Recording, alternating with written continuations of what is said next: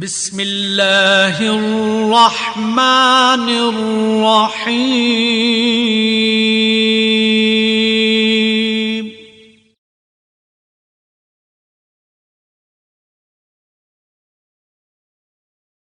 اعوذ باللہ من الشیطان الرجیم بسم اللہ الرحمن الرحیم۔ عزیز ساتھیو، السلام علیکم۔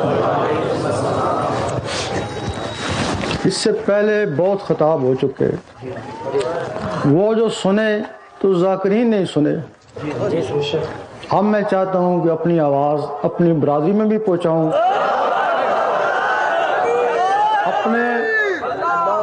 اپنے علاقے کے لوگوں کو بھی پہنچاؤں، کیونکہ میں ان کے ساتھ پڑھتا رہا، کھیلتا رہا۔ جب میں ان کے ساتھ کھیلتا تھا، پڑھتا تھا، ان کے ساتھ گناہوں میں تھا، یہ مجھ سے بڑا پیار کرتے تھے۔ اور جب میں پھر جنگلوں میں چلا گیا، توبہ طائب کری، گناہوں کی معافی مانگی، کوئی اللہ کا کرم ہوا تو مڑ کے آیا تو یہ سارے مجھ سے بیزار ہو گئے۔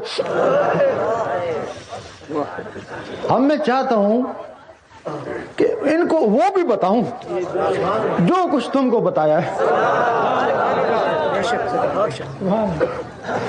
شروعات میں نے اپنے آپ کو بہت چھپانے کی کوشش کری۔ میں نے تم ذاکروں کو خط نہیں لکھے، تم کو بلایا نہیں، تم خود ہی میرے پیچھے لگے۔ جب دیکھا کہ اب چھپنے سے چھپ نہیں سکتا، اب چاہا ان تک بھی اپنی آواز پہنچا۔ ہمارے علاقے میں زیادہ زور جو ہے نا وہ عالموں کا ہے۔ جس طرح عالم کہتا ہے اس طرح ہماری عوام کرتی ہے، کیونکہ عالم ہر زمانے میں ہوتا ہے، ولی کبھی کبھی ہوتا ہے۔ اور اس ہمارے علاقے میں جو ولی آئے بھی تو وہ شریعت کی ولی تھے، نہ طریقت کے تھے نہ حقیقت کے تھے۔ اس وجہ سے ہمارے علاقے کے لوگ شریعت تک کی محدود ہیں، اس سے آگے کچھ نہیں جانتے، اور کچھ نہ جاننے کی وجہ سے وہ ہم سے دور ہو گئے، بلکہ وہ ہمارے دشمن ہو گئے۔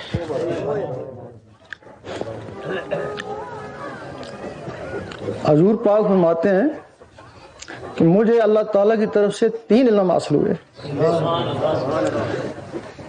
ایک عام کے لیے، ایک خاص کے لیے، ایک صرف میرے لیے۔ وہ جو علم صرف انہی کے لیے تھا، پتہ نہیں ان کو کیا ہوا، وہ علم ہم کو دے دیا۔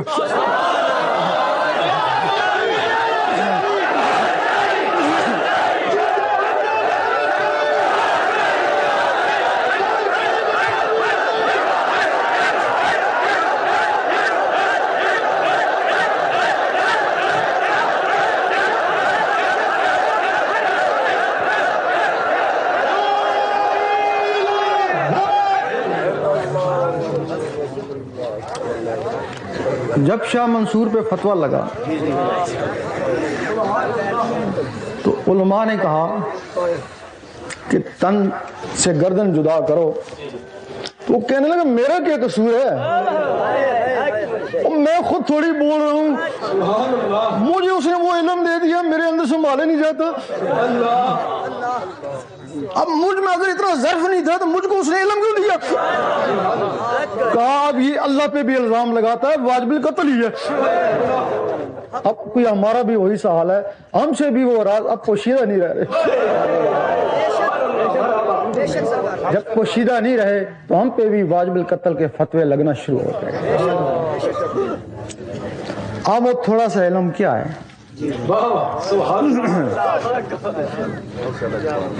ظاہری علم کتابوں میں ہے، قرآن مجید میں ہے، حدیثوں میں ہے۔ اب ہمارے علماء نے پورا قرآن مجید پڑھ لیا، وہ کہتا ہے اس سے آگے اور کیا ہے۔ بھائی اگر اس سے آگے اور کچھ نہیں ہے تو غوث پاک نے بھی، کلندر پاک نے بھی، خواجہ صاحب نے بھی تو قرآن پڑھا تھا نا. تو پھر اس سے آگے کہتے ہیں اس سے آگے کیا، اس سے آگے پھر جنگلوں میں کیوں چلے گئے؟ پھر جنگلوں میں کوئی اور علم تھا نا.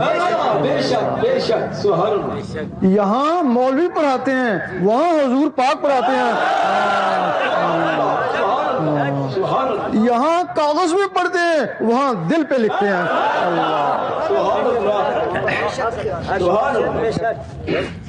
اب وہ علم کیا ہے، وہ بہت کم لوگوں کی سمجھ میں آتا ہے.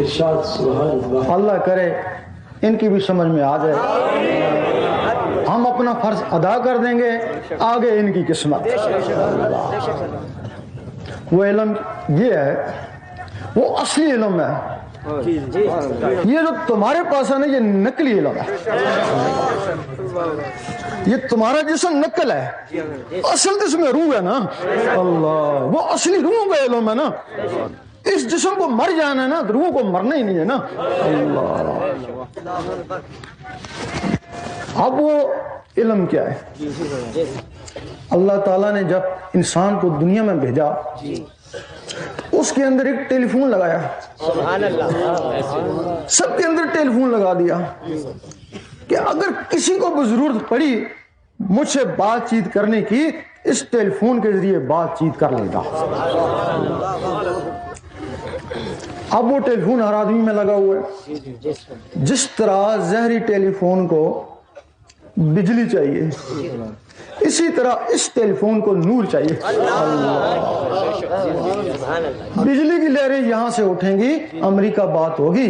اگر وہ نور ہوگا اندر تو یہاں سے لہریں اٹھیں گی تو عرش مولا میں بات ہوگی نا.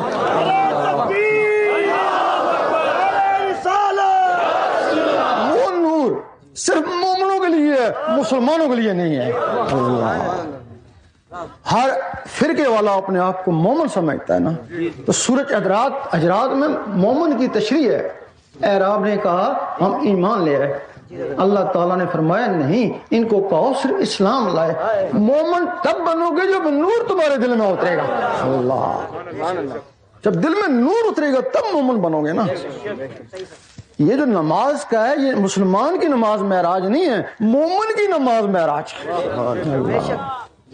پہلے مومن بنے گا، وہ تمہارا ٹیلی فون آن ہوگا، پھر تم مومن بنے گا نا، پھر تیری نماز اوپر جائے گی نا. اب وہ تیرے اندر ٹیلی فون کیسے ہوگا اور تجھے اصلی نماز کیسے ملے گی؟ اللہ، اور وہ اصلی نماز ایسی کہ تیری مرنے کے بعد بھی وہ قیامت تک ہوتی رہے گی.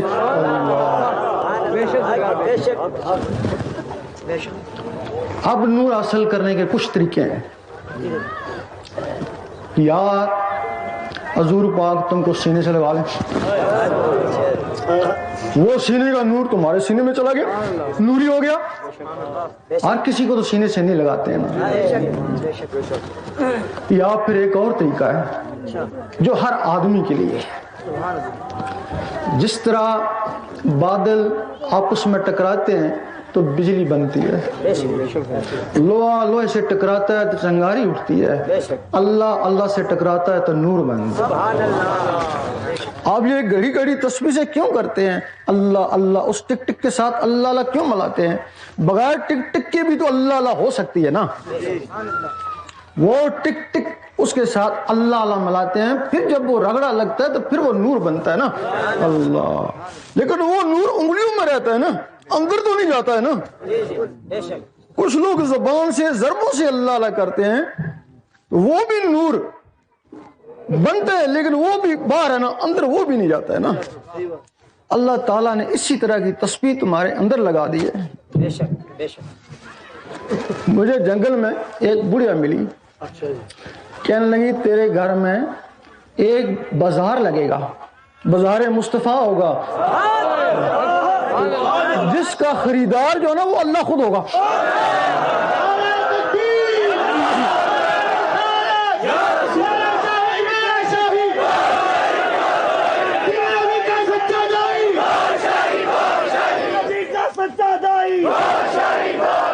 میں نے کہا یہ مجذوبہ قسم کی ہے، مستانی سی ہے، ویسے کہہ رہی ہے. لیکن پھر دیکھا کہ وہ واقعی آج وہ بازار مصطفیٰ لگا جس کا اللہ خود ہی خریدار ہے. کیونکہ اللہ کہاں ملتا ہے؟ ہم نے پہاڑوں میں لوگوں کو دیکھا، پہاڑوں میں بھی رہے، وہاں بھی لوگوں نے تسبیحیں لٹکائی ہوئی ہیں، اللہ اللہ کریں. کتنے سال ہو گئے؟ 10 بار. اللہ ملا کو نام و نشان ہی کو نہیں. اور دوسروں کو دیکھا جنگلوں میں لگے ہوئے ہیں، غاروں میں، وہ کتنے سال ہو گئے؟ 20 30 40 سال ہو گئی. اللہ ملا کو نام و نشان ہی نہیں ہے.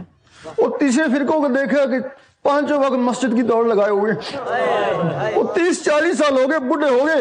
اور پوچھا اللہ ملا تو اس کا تو نام و نشان ہی کوئی نہیں. جن لوگوں نے اللہ کو دلوں میں ڈھونڈا انہوں نے اللہ کو پایا نا. اللہ تو جنہوں نے دلوں میں نہیں ڈھونڈ سکے نا تو نہ مسجدوں میں پا سکے تو نہ جنگلوں میں پا سکے. اب اللہ نے وہ تمہارے اندر تصویر لگائی ہے، وہ بھی کرتی ہے ٹک ٹک ٹک ٹک. پھر ان لوگوں نے اس ٹک ٹک کے ساتھ اللہ اللہ ملا لیا. پھر جب اس ٹک ٹک کے ساتھ اللہ اللہ ملا، پھر اللہ اللہ کا رگڑا لگا. دودھ دودھ ہی ہے، جب تک رگڑا نہیں لگے مکھن نہیں بنتا. ذکر ذکر ہی ہے، جب تک رگڑا نہیں لگے نور نہیں بنتا نا. اللہ جب وہ رگڑا لگا نا تو پھر وہ اندر نور بنا نا. تو پھر وہ نور انگلیوں میں نہیں گیا، باہر نہیں گیا، سیدھا خون میں چلا گیا نا.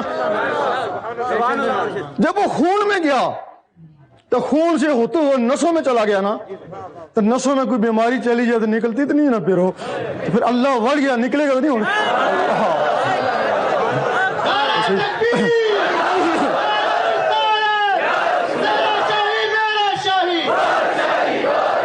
نسوں سے نکلتا ہوا تمہاری جو روح ہے نا وہ تمہارے اندر ہے، نسوں میں ہے نا. وہ نور نسوں تک پہنچ گیا، روحوں تک پہنچ گیا نا. جب روحوں تک پہنچا تو روحیں بیدار ہوئیں تو انہوں نے اللہ اللہ کرنا شروع کر دیا. پھر تم سوتے رہے اور وہ اللہ اللہ کرتی رہی. سلطان صاحب فرماتے ہیں کچھ جاگتے ہو سوتے ہو، کچھ سوتے ہو جاگتے ہو. کچھ لوگ ایسے ہیں جو جا کر ساری رات عبادت کرتے ہیں لیکن سوئے ہوئے میں شامل، اور کچھ لوگ بستروں پر سو رہے ہیں، ان کے دل اللہ اللہ کر رہے ہیں. حضور پاک فرماتے ہیں ہم سوتے ہیں، ہمارے دل نہیں سوتے. حضرت علی نے کچھ اور فرما دیا، کیونکہ ان کا یہی تھا نا کہ مرشد دا دیدار بہو میں نے لکھ کروڑا حجا ہوں.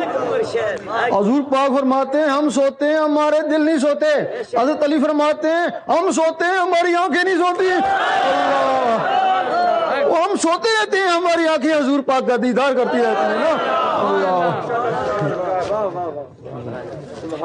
اب پھر کیا ہوا کہ تم قبر میں چلے گئے نا تو وہاں بھی روح اللہ اللہ کرتی رہی نا. تو یوم محشر میں چلے گئے تو وہاں بھی اللہ اللہ کرتی رہی نا. جانا اس روح کو ادھر ہے نا، اس روح نے اللہ اللہ کیا نا. حدیث شریف میں ہے کہ جو ادھر اندھے وہ ادھر بھی اندھے. اگر تو ادھر اللہ اللہ نے سیکھی تو ادھر اللہ اللہ کیا کرے گا. تو قیامت تک جب اللہ اللہ ہوتی رہے گی تو تیرا مرتبہ کتنا بلند ہو جائے گا. یہ تو اللہ اللہ کا فیض ہے نا. اس کے بعد وہ اللہ اللہ کا نور ہے، وہ جو تمہارے اندر روح ہے نا ان کی نور سے پرورش شروع ہو گئی نا. تمہاری غذا گوشت روٹی کی ہے، وہ جو تمہارے اندر روح ہے نا ان کی غذا نور ہے نا. کچھ لوگوں نے ان کو نار دی، وہ جادوگر ہو گئے. کچھ لوگوں نے نور دیا، وہ نوری ہو گئے، ولی ہو گئے. جب ان کو نوری غذا دی تو نوری غذا سے ان میں طاقت آئی. جب ان میں طاقت آئی تمہارے اندر کچھ مخلوقیں ہیں، 7 لطائف ہیں، مخلوقیں ہیں، 9 جزء ہیں، 16 مخلوقیں اس ڈھانچے میں بند. ایک مخلوق ہے جس کا تعلق شیطانوں سے ہے. تم رات کو خواب میں سوتے ہو، وہ تمہارے جسم سے نکلتی ہے تو شیطانوں میں گھوم گھام کے مرغی آ جاتی ہے. اب تمہاری وہ نوری چیزیں نور سے طاقت پکڑ گئی. اب تم نے خواب میں دیکھا حضور پاک کے روزے کے گرد منڈلا رہے ہو اور خانہ کعبہ کا طواف کر رہے ہو. کچھ عرصے بعد جب اور وہ طاقت پکڑ گئی نا، اب سونے کی ضرورت نہیں. تم نے صرف سوچا دیکھیں حضور پاک کیا کر رہے ہیں. تم نے سوچا وہ اس سینے سے نکلی حضور پاک کے قدموں میں. جب یہ روحیں حضور پاک کے قدموں میں پہنچ جاتی ہیں تو پھر وہاں سلسلہ ہے. تم نے پڑھا ہوگا, کسی نے پڑھا ہوگا عارفانہ کلام, تو کسی نے پڑھا ہوگا معارفانہ کلام. اللہ, ان ولیوں کی بھی قسمیں ہوتی ہیں, ایک عارف ہوتا ہے, ایک معارف ہوتا ہے. اب تم کو یہ تو نہیں پتا عارف کیا ہے معارف کیا ہے. عارف شریعت کا بہت پابند ہوتا ہے, تو معارف کو اصلی شریعت ملتی ہے. اللہ, اب وہ اصلی شریعت کیا ہے؟ نقلی شریعت میں گڑ بڑھ ہے, فتنہ ہے, 72 فرقے ہیں, ہاں نفرتیں ایک دوسرے سے. اصلی شریعت میں نفرتیں نہیں ہیں, ایک دوسرے سے محبتیں ہیں.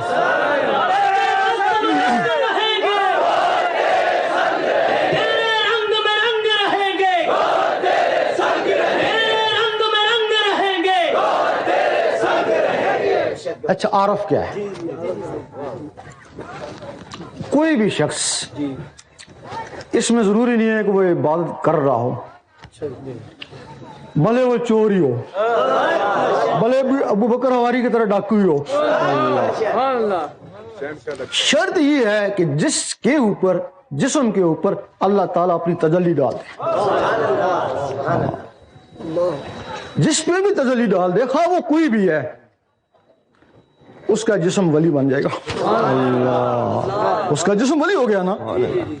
پہلے ڈاکو تھا, اب تو ڈاکو نہیں ہے نا. اور جب جو چور گیا تھا غوث پاک کے گھر میں, تو مڑ کے آیا تھا, اس رات رات ولی بن کے آیا تھا نا.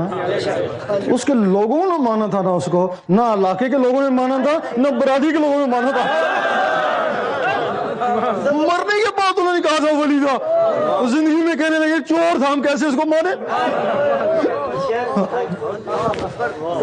کیونکہ علاقہ اور برادری اس کو ماضی کو دیکھتی ہے کہ کیا تھا یہ, لیکن احباب اس کے حال کو دیکھتے ہیں کہ اس وقت بھی کیا ہے, اور اللہ تعالیٰ اس کے مستقبل کو دیکھتا ہے کہ آگے کیا ہوگا. یہاں سے علاقہ اور برادری مار کھا جاتی ہے. اس کا جسم حضور پاک کی محفل میں جا سکتا ہے کیونکہ اس کا جسم ولی ہے. تو دوسرا کیا, اس کو معارف بولتے ہیں. اس کے جسم پہ تجلی نہیں پڑتی, وہ اندر اپنی روح کو تیار کرتا ہے. جسم میں خطرہ ہے, ہو سکتا ہے تجلی پڑے مر ہی جائے, ہو سکتا ہے مجذوب بھی ہو جائے, یہ خطرہ ہے. پھر وہ کیا کرتا ہے, وہ اپنے جسم کو سلامت رکھتا ہے, اپنی روحوں کو جو نا وہ ان کو تیار کرتا ہے, نوری طاقت سے ان کو تیار کرتا ہے, اور سب لطیفوں جسموں کو کھڑا کر دیتا ہے. بات پھر اس کے اوپر تجلی پڑتی ہے, کسی روح کے اوپر تجلی پڑتی ہے, اس کی روح, وہ روح ولی ہو جاتی ہے. اگر وہ مر بھی جائے تو اس کو کیا پرواہ. اللہ, اس 16 میں اس کو ایک مر بھی گیا تب کیا اس کا. اب چونکہ اس کی روح پہ تجلی پڑی نا, اس کی روح ولی ہوگی نا, اب اس کا جسم حضور پاک کی محفل میں نہیں جا سکتا. اتنے میں وہ دیکھتا ہے, دور سے دیکھتا ہے کہ کتنے خوش نصیب ہیں جسم سمیت حضور پاک کی محفل میں بیٹھے ہیں. اتنے میں حضور پاک کسی سے بات کرتے ہیں, تو وہ زہری جسم والے پوچھتے ہیں آپ کیسی بات کر رہے ہیں, ہمیں تو نظر نہیں آ رہا. تو فرماتے ہیں میں اس سے بات کر رہا ہوں جس کا جسم دنیا میں اور روح میرے پاس. اس وقت وہ رش کرتے ہیں کتنا خوش نصیب ہے, دنیا میں بھی بیٹھے ہوئے اور حضور پاک کے پاس بھی ہے. اس کے بعد پھر نماز کا وقت آ جاتا ہے. حکم ہوتا ہے یہ جو زہری جسم والے ہیں زہر کے ساتھ نماز پڑھیں ورنہ ولایت سلب ہو جائے گی. اور وہ جو معرف ہوتا ہے اس کی نماز اس روحانی لطیفے کے ذریعے حضور پاک کے پیچھے ہوتی ہے. اور وہ نماز یہاں نہیں ہوتی ہے, وہ نماز بیت المعمور میں ہوتی ہے. وہ اس وقت تک سر ہی نہیں اٹھاتے جب تک اللہ جواب نہ دے لبیک یا عبدی. جب اللہ جواب دیتا تو پھر وہ سر اٹھاتے ہیں نا. اس کو روحانی نماز بھی بولتے ہیں نا. بتاؤ اس کی نماز افضل ہے یا اس کی نماز افضل ہے؟ اور وہ جو روحانی نماز ہے یہ نماز بعد میں آئی, وہ نماز آدم علیہ السلام سے شروع ہے. وہ روحانی نماز جب حضور پاک شب معراج میں گئے تو سب سے پہلے بیت المقدس میں وہ نماز پڑھائی، ولیوں نبیوں کی روح کو پڑھائی نا، تو پھر اوپر گئے تو دوسری نماز ملی نا، ولیوں نبیوں کی روح کی نماز وہ جو بیت المقدس میں پڑھائی تھی وہ تھی نا، تو اوپر عام لوگوں کے لیے جو نماز تھی وہ جو اوپر جگہ ملی تھی نا وہ تھی نا۔ آج بھی اگر کوئی اپنی روحوں کو اس قابل کر لے تو اس کو وہی نماز مل جاتی ہے وہ جو بیت المقدس میں پڑھائی گئی تھی۔ اللہ، وہ نماز اصلی نماز ہے نا۔ اس کے بعد پھر ایک اور ہے جس میں نماز ہی نہیں ہے۔ ایک مقام ایسا ہے جہاں نماز نہ پڑھنا کفر ہے، نماز نہ پڑھنا کفر ہے نا، وہ ایک مقام ایسا ہے جہاں نماز پڑھنا کفر ہے۔ میرا شاہی دنیا پر ہے کس کی شاہی؟ وہ کون سا وقت ہے؟ فرض کیا تو اللہ سے باتیں کر رہا ہے، بڑے راز و نیاز کی باتیں ہو رہی ہیں، تو نیچے نماز کا وقت آ گیا، مولوی صاحب نے اذان دی، اگر تو نے وہ باتیں چھوڑ کر اللہ سے تو مولوی صاحب کے پیچھے نماز پڑھنا شروع کر دی تو کفر کیا نا۔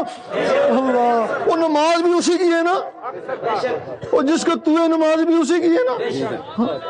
یہ ایسا مقام ہے، اور یہ باتیں ایسی ہیں جو عوام الناس کی سمجھ میں نہیں آتی ہیں، لیکن مجبوری ہے نا، وہ خود بہت نکل جاتے ہیں نا۔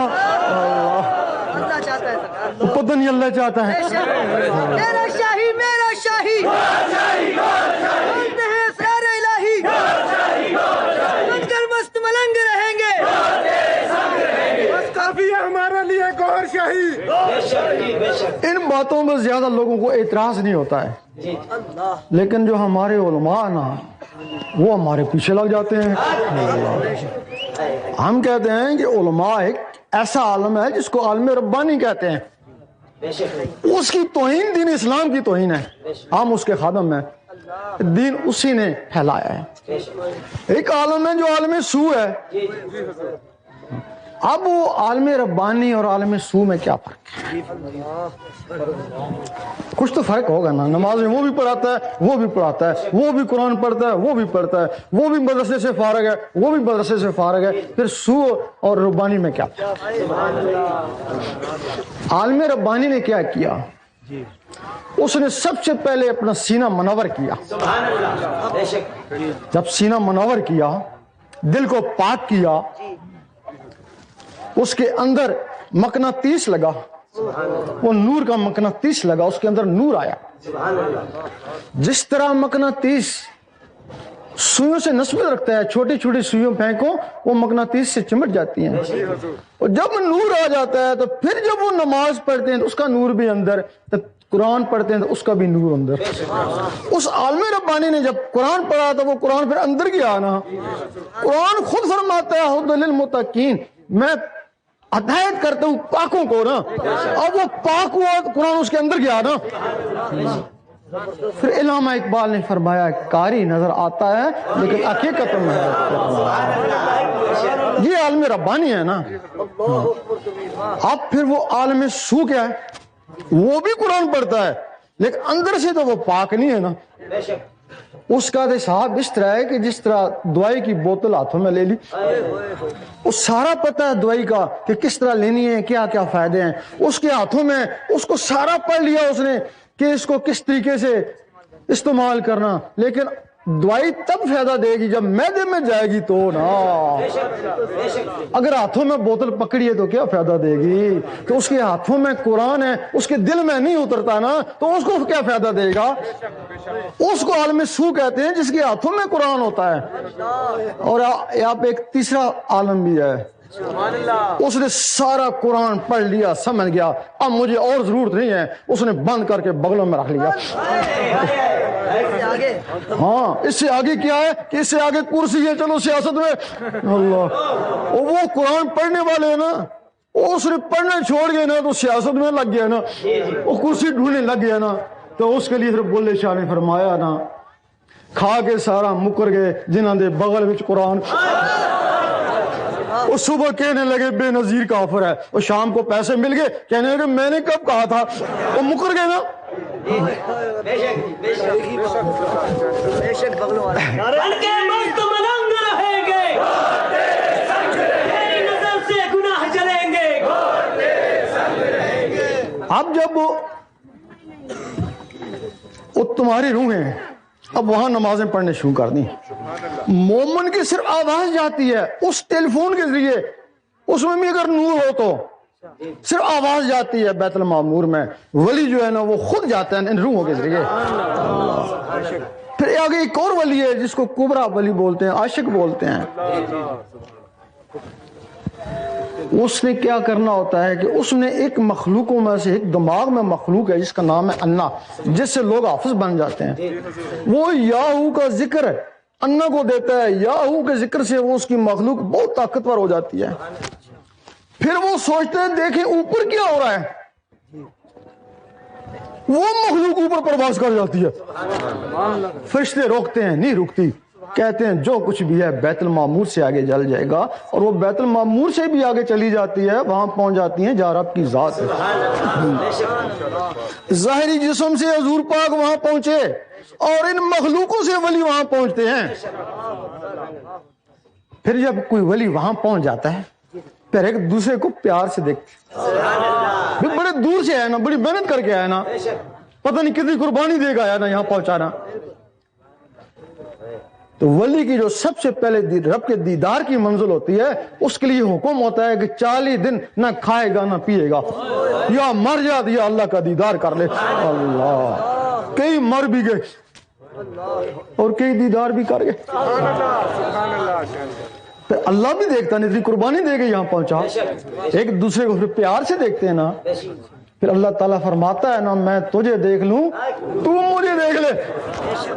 پھر اللہ کا جو نقشہ ہے وہ اس کی آنکھوں سے اس کے دل میں آتا ہے نا، جب اس کے دل میں آتا ہے پھر اللہ تعالیٰ فرماتا ہے اب تو نیچے چلا جا، اب جو تجھے دیکھ لے وہ مجھے دیکھ لے۔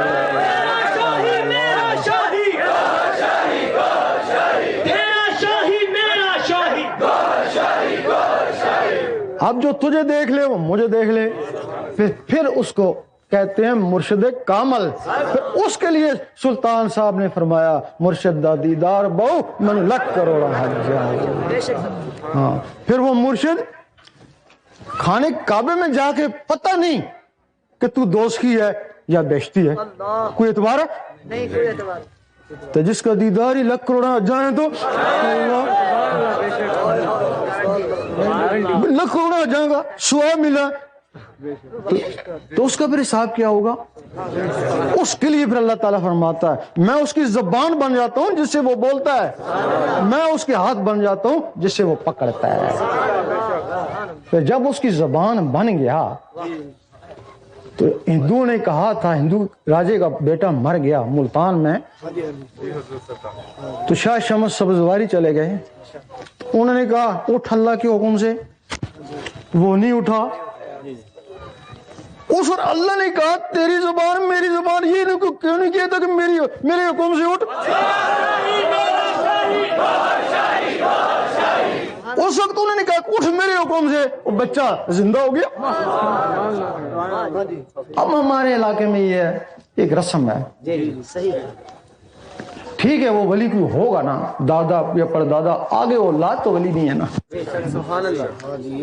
بیعت صرف ولی کو حق ہے نا، ولی کے بغیر بیعت ہوتی ہی نہیں، اگر آپ کرتے ہیں تب بھی نہیں ہوتی ہے نا۔ ہاں، سلطان صاحب فرماتے ہیں کہ جو شخص دنیا کی خاطر بیعت ہو یا دنیا کے لیے بیعت کرے دونوں حرام ہے نا۔ بیعت تو صرف اللہ کے لیے ہے نا، اللہ کی بیعت پھر اللہ والے کے ذریعے ہوگی نا، جس کا اللہ سے تعلق ہوگا نا، جس سے اللہ سے تعلق ہی نہیں ہو تم کو اللہ تک کیسے ملائے گا؟ آج کل ہمارے ہاں بہت گدی نشین ہو گئے نا، اگر نبی کا بیٹا نبی نہیں ہو سکتا تو ولی کا بیٹا ولی کیسے ہو سکتا؟ اگر ان گدی نشینوں کو سے زیادہ نشینوں کو پتہ چل جائے، میرے خیال میں حقیقت ان کے دل میں چلی جائے تو گدیاں چھوڑ کے بھاگی جائیں۔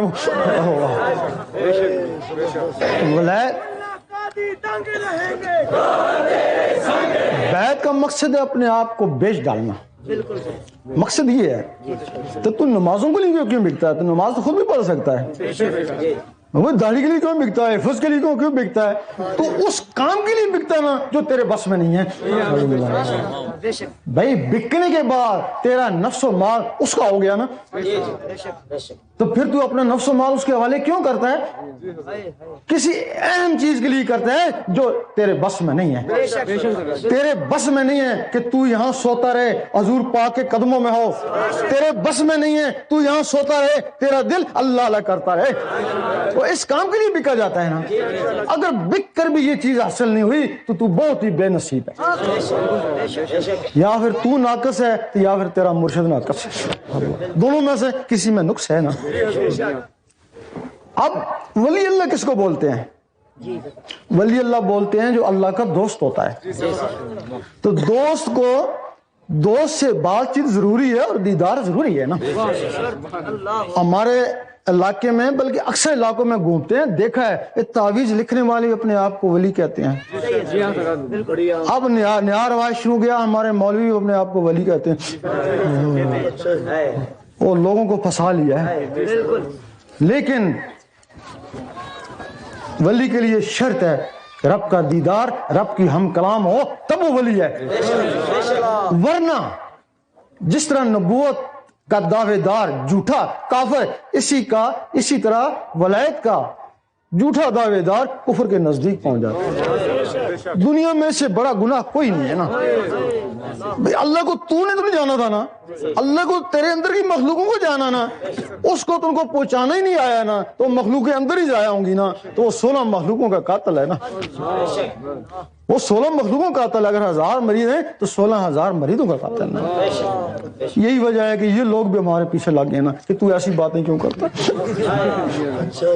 لیکن حقیقت ہے ہم گئے یورپ میں گئے تو کچھ علماء ہمارے پیچھے لگ گئے کیونکہ ان کو رپورٹ مل چکی تھی کہ بڑا خطرناک آدمی آ رہا ہے, تو اس کو مسجد میں نہیں گھسنے دینا. وہ گرد ہو گئے, جی بتاؤ کہ یہاں تو بیعت کرنے کے لیے آیا ہے کہ نہیں, کچھ پیسے چاہیے, کوئی نذرانہ لینے آیا ہے کہ نہیں, وہ کوئی سیاست کرنے آیا ہے کہ نہیں, تو تیرا دماغ خراب ہے کہ نہیں, تو پھر کیوں آیا ہے؟ اللہ رسول کا حکم ہے کہ ہم کو وہ دکھا, کہ اللہ رسول کا حکم ہے وہ ہم کو دکھا. ہم نے کہا ہم وہ دکھانے کے لیے تیار ہیں.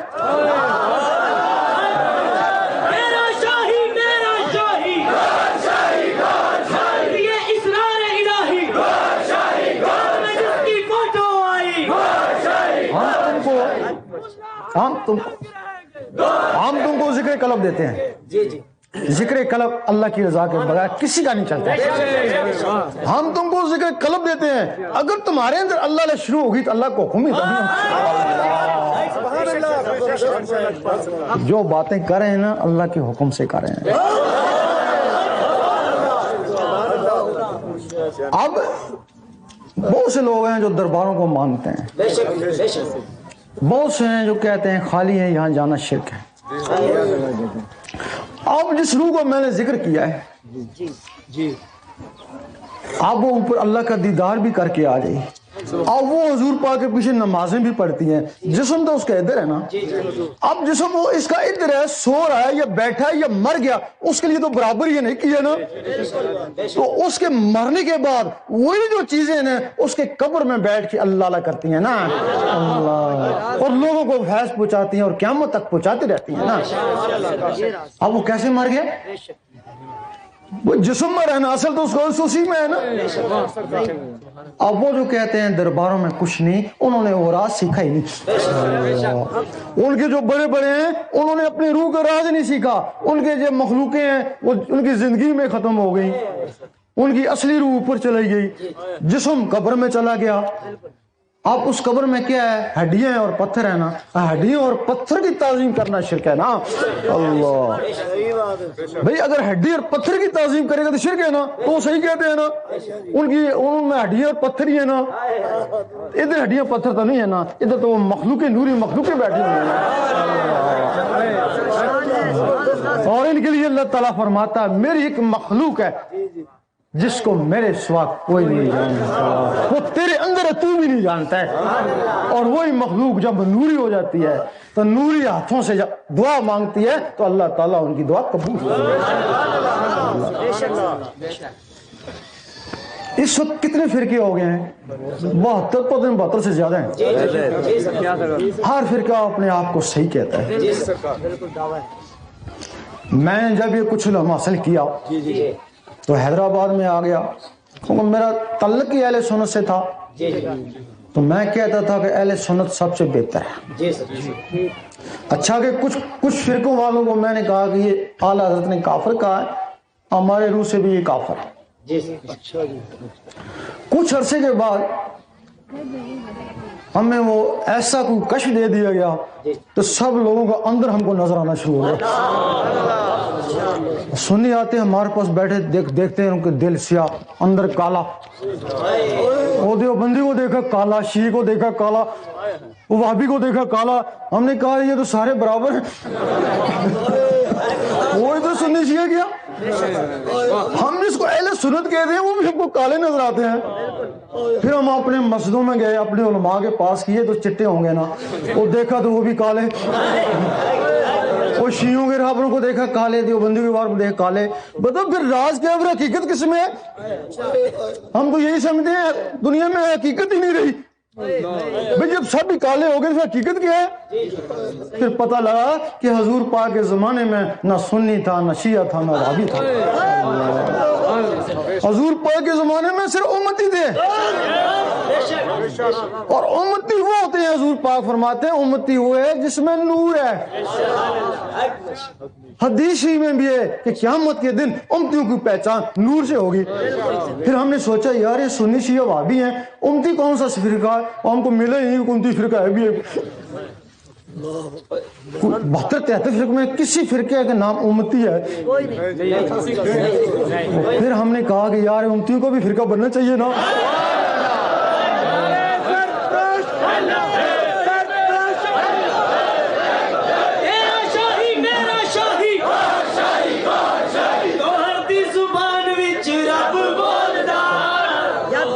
ہم نے سوچا ہے پھر امتیوں کو فرقہ بننا چاہیے نا، تو پھر ہم نے اس کی جد و جہد اندر ہی اندر کرنا شروع کر دی۔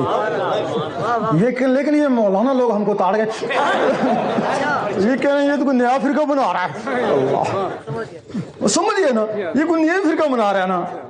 تو ہم بھی کہتے ہیں نا امتی تو وہی ہے جس میں نور آتا ہے نا۔ جب جن میں نور تھا وہ امتی تھے نا، باقی جو تھے وہ خوارج تھے نا۔ تم نہیں کہتے، اس میں پڑھا ہوگا کہ خوارج بھی ہوتے تھے، منافق بھی ہوتے تھے، جن میں نور نہیں تھا وہ خوارج تھے نا۔